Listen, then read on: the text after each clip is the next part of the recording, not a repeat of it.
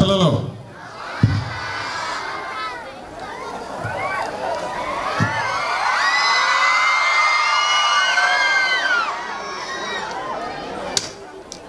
ఈరోజు ఈ కార్యక్రమంలో ఇక్కడ జరిగిన కార్యక్రమంలో ఉన్న పిల్లలందరికీ, అదేవిధంగా మా ఎంఈఓ గారికి, టీచర్స్కి, పేరెంట్స్కి అందరికీ నమస్కారాలు.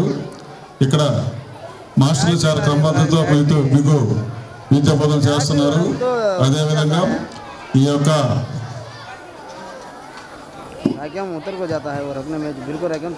శ్రీ చైతన్య స్కూలు మన పామూరు మండలం నుంచి స్టేట్లోనే ఫస్ట్గా రావాలని కోరుకుంటున్నాను.